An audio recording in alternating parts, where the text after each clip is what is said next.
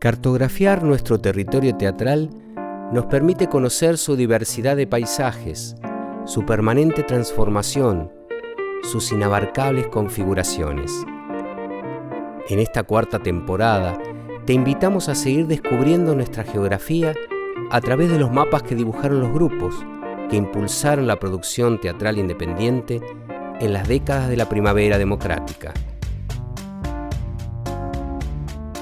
Bueno, soy Cecilia Martín, actriz, integrante del grupo Teatrantes. Ahí está, muy cortito bien. Y al pie. Muy bien. Bienvenida, Ceci, a este ciclo y a esta temporada en particular que nos pareció importante rescatar las grupalidades que han hecho historia dentro de nuestro territorio. Y Teatrantes, indiscutidamente, es uno de esos grupos que con varias décadas de desarrollo ha marcado un hito dentro de nuestra historia reciente. Pero para entrar a la historia de Teatrantes me gustaría conocer tu historia de actriz previa a Teatrantes. Y previo a Teatrantes no hay mucho. Uh-huh. En realidad corría el 82, 83, yo estaba estudiando historia, profesorado de historia en la universidad, y veo un cartelito ahí chiquito que dice Teatro Universitario, se abre la inscripción. Digo, bueno, fui en la facultad, tal día, tal fecha, le dije a unas amigas, nadie quería, no, anda. Digo, bueno, voy a ver. De pollera. Mirá. Una falda de jean, me acuerdo, así clásica. Roberto Moss, 100 y pico de personas. Bueno, dejen la silla, vamos a movernos. ¿Cómo es eso? ¿Cómo es esto? Bueno, y ahí empecé, hicimos un par de producciones en el 80, en realidad era 82, no era 83, por ahí. Después era había ocurrido la apertura democrática, claro. ¿No? Ya estaba Alfonsín. Y digo, no es algo menor porque un poco se respiró, ¿no? Se respiró y la necesidad era tan grande que, bueno, en un taller de teatro de la universidad había 100 y pico de personas inscriptas, ¿no? Era una cantidad grandísima, muy heterogéneo, de distintas carreras, de distintas edades. Yo era bastante grande, ya tenía 20 y pico de años, no era un año bisagra, pues estamos hablando claro. Del último año de la dictadura y ya el proceso de elección. Sí, ya era el proceso de elección, ya estaba Alfonsín, creo porque que asume diciembre del 83. Claro, sí, entonces esto era el 84. Pero digo, yo con las fechas más bien, o menos, pero sí bien. El clima que se vivía era de respirar, de haber terminado una época negra y de empezar a reencontrarnos en los afectos, en los abrazos, en la calle, en las movidas, en la cultura, uh-huh. ¿No? Y eso era el clima que se vivía, ¿no? De empezar a estar con los otros. Uh-huh. Y ahí tenés una etapa de formación y también de producción. Sí, en realidad la formación y la producción se daban juntas. Yo permanecí bastante en el grupo. Ya casi era como una cosa de una cuestión medio testaruda, de seguir estando, aunque fue como un proceso muy, muy dificultoso, muy difícil, uh-huh. Éramos muchos, entonces siempre se estaba como exigiendo un determinado compromiso, entonces era como que era raro el encuadre, porque si era un taller de teatro universitario, se supone que tu primer tiempo y dedicación era la carrera universitaria, entonces esto era como otra cosa que empezó como a crecer y bueno, era como un proceso bastante dificultoso. Igualmente, en paralelo con eso, se abrió un taller de teatro en el club Quilmes, no era en el Peñarol. En el Club Peñarol, sí, me escuchan los sí, justo en la rivalidad. La rivalidad. En el Peñarol, uh-huh. Y donde venía Horacio Medrano, que venía una vez por semana en principio a dar clase. Había un grupo que empezó y yo me incorporé al año siguiente. Era una dinámica muy interesante de creación, pero que económicamente se empezó a complicar, entonces en vez de venir una vez por semana empezó a distanciar los viajes y terminó viniendo una vez por mes. Entonces ese año se hacía como más complejo, entonces nos dejaba tarea al grupo.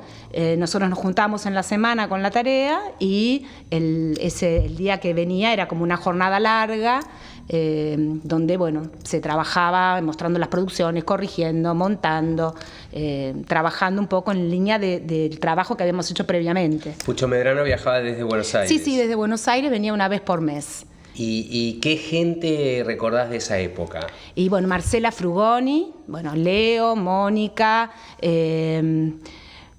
Alicia Ardanaz estaba, que también ella estaba haciendo plástica, pero había incursionado ahí. ¿Quién más? Bueno, y después todos los que conformamos el núcleo de teatrantes, Eve, Analía,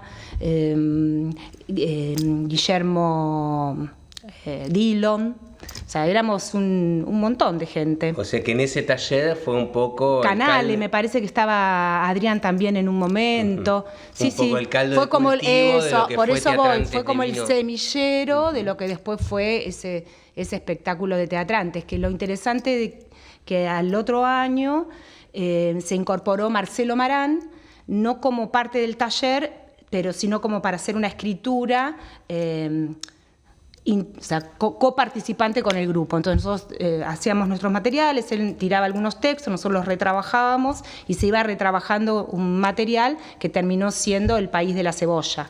El primer espectáculo. Que fue el primer espectáculo. No me acuerdo el año, no me preguntes así ya después. ¿Y qué recuerdo tenés de ese clima de época? ¿Cómo también favorecía o no esta conformación de una grupalidad? Sí, porque en realidad nosotros nos aferrábamos a ese otro para poder trabajar y construir. O sea, que vos trabajabas con el otro, discutiendo, tomando decisiones, que me parece que eso era lo interesante, ¿no? Vos tenías que trabajar y tenías que proponer. Entonces, bueno, si te parecía esto o aquello, no importaba, vos lo cotejabas con tus compañeros y bueno, y ahí se iba construyendo. Entonces vos tenías que confiar, tirarte a la pileta y decir, bueno, esto de uno podía, vos podías ver, el otro te veía a vos, los grupos también se mixturaban.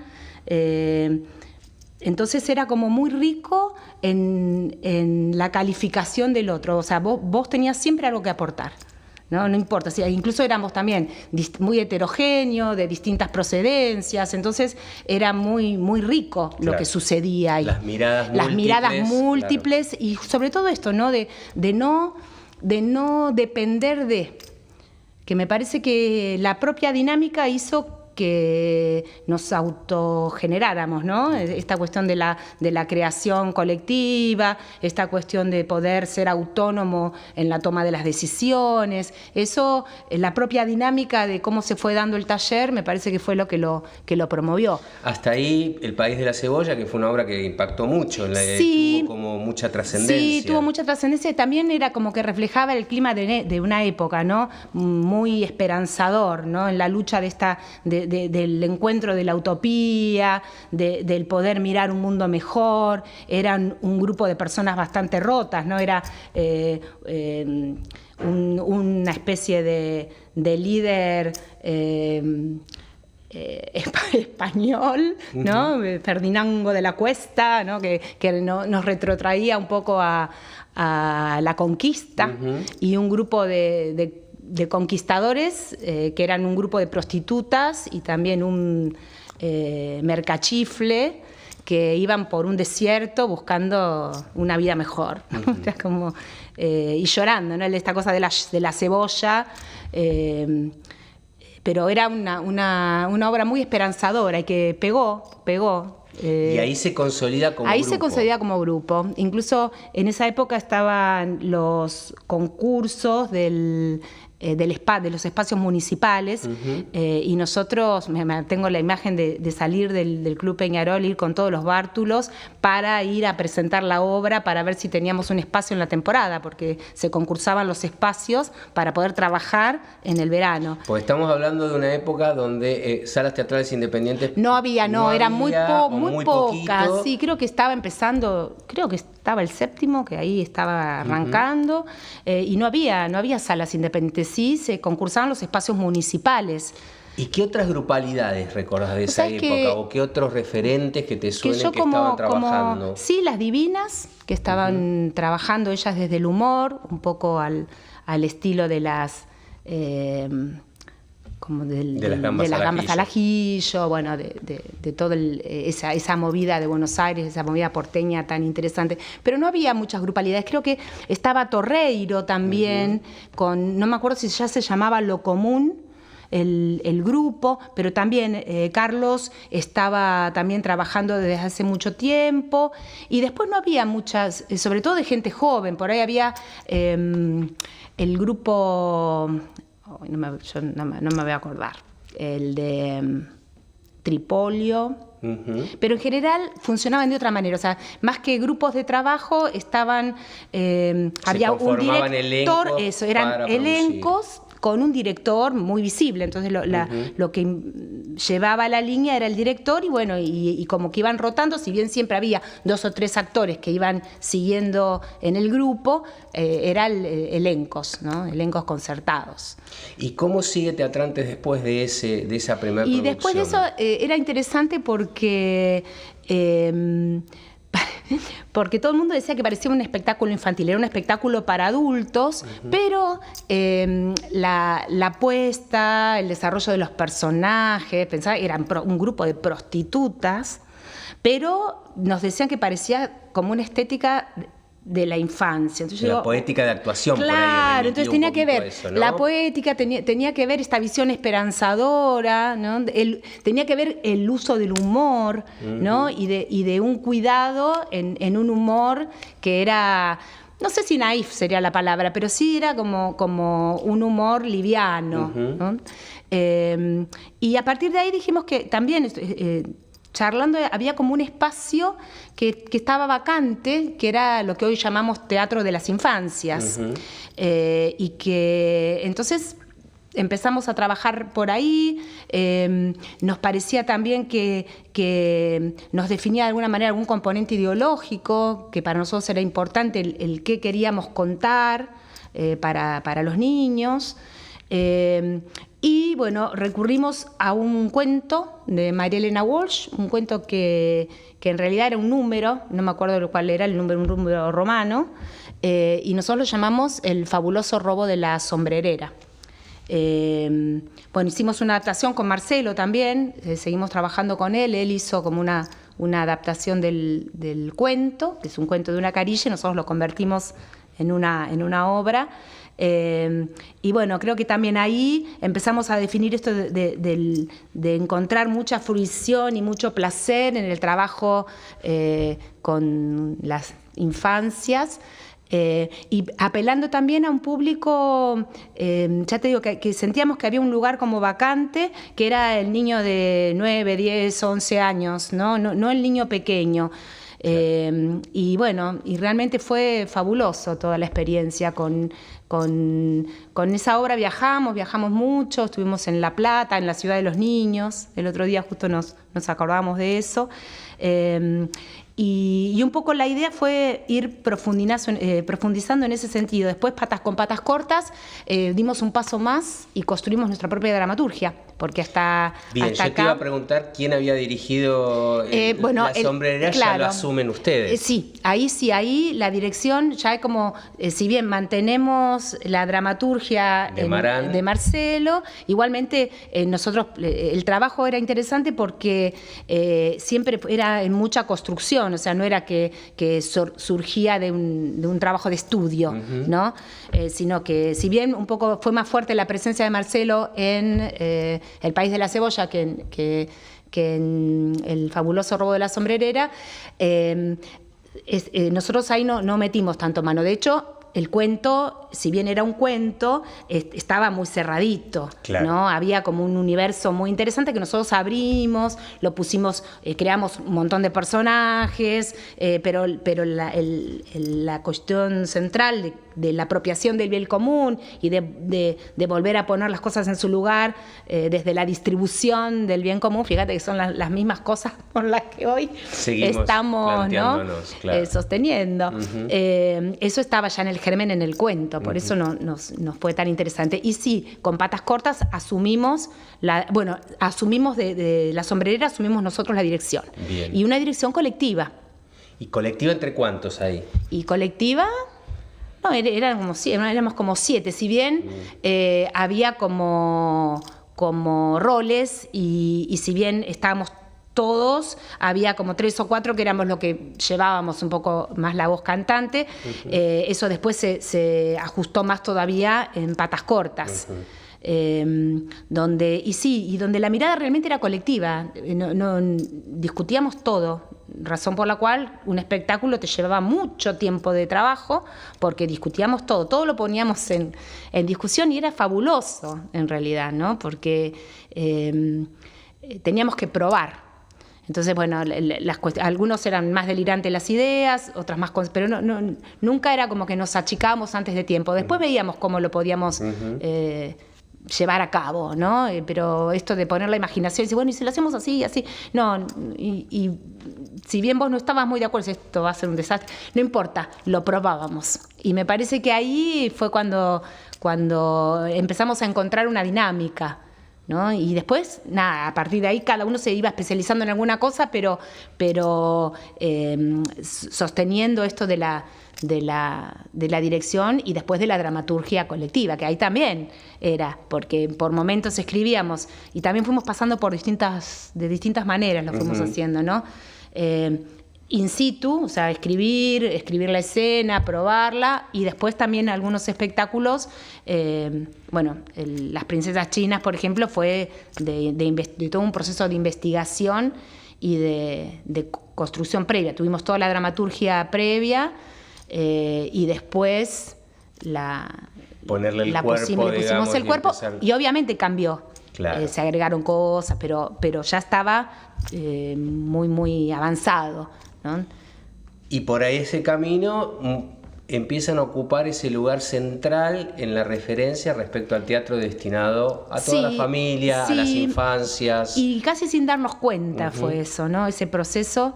Después de Patas Cortas hicimos Viento en Popa, que era como también con un carácter más local. Y ahí creo que tomamos conciencia de lo que generamos en la comunidad, ¿no? Ahí también fuimos como mejorando algunas cuestiones técnicas, por ejemplo, el hecho de cantar. Nosotros hacíamos playback, ¿no? Y hoy por hoy dice, bueno, nada, hoy ya no se concibe, ¿no? Claro. Aunque sea, tenés que cantar, entonces bueno, cantábamos después con la pista, después avanzamos con eso y tampoco le pusimos pista y terminamos cantando con la guitarra, ¿no? Con Guillermo, por ejemplo, que cantábamos. Guillermo Yanícola. Sí, con Guillermo Yanícola.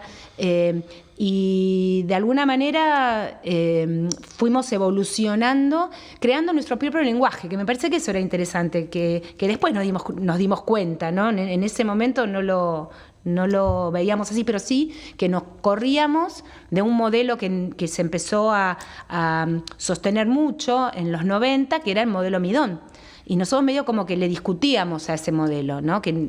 Nosotros hacíamos lo que nosotros sentíamos que era el teatro para niños, que no era musical, o sea, teníamos algunas canciones, pero no era el teatro musical. Era teatro donde incorporábamos algunos elementos de canción o de coreo, pero no estaba armado en función de eso, ¿no? Y también en ese devenir aparecen los espectáculos ya destinados a adultos. Sí, igual no hicimos tanto. Creo que sí nos íbamos como corriendo porque sentíamos que eran espectáculos lo que hoy llamamos ATP, ¿no? Que eran para toda la familia. De hecho, seguimos ahora encontrándonos con adultos que fueron con sus niños y niños que llevaron a sus hijos, o sea, varias generaciones, claro. Pero el adulto la pasaba realmente bien, ¿no? Y sin necesidad de hacer guiños específicos, porque a veces uno dice, bueno, esto está como mandándolo para el adulto. Y no, nosotros me parece que tenía que ver con una cuestión genuina de contar la historia, ¿no? Por ejemplo, hicimos Leyendas de Fuego, que era para niños, pero empezamos a pensarla en función de Fuenteovejuna, ¿no? Donde trabajaba el derecho de pernada, esta cuestión de que el señor feudal primero tiene que, ¿no?, le roba la novia al vasallo por una cuestión de poder, ¿no? Entonces, y era para niños, ¿no? Y bueno, y siempre con el humor, pero también me parece que las temáticas también tenían que ver con cosas que a nosotros como adultos nos movían, ¿no? Que tenía que ver con lo social, que tenía que ver con una mirada del poder. Y después, bueno, también con la fantasía, con el humor, con el juego, con los recursos.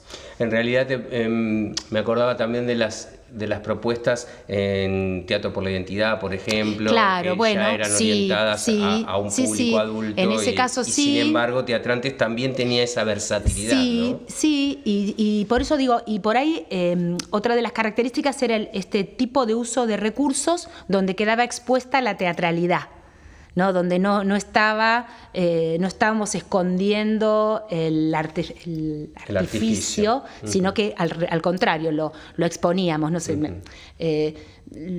recuerdo para Teatro por la Identidad que trabajamos con algunos paneles y corríamos como una faja, o sea, como teníamos que hacer correr algo. Entonces dijimos, bueno, le ponemos una tela y la persona parada en la tela, o un cubo creo que era en ese momento. Y después lo volvimos a usar el recurso que nos fascinó cuando hicimos Titanic, que corríamos las valijas en un espacio muy pequeño y con cosas muy simples, ¿no? Muy artesanal, muy sencillo. Y generábamos teatralidad.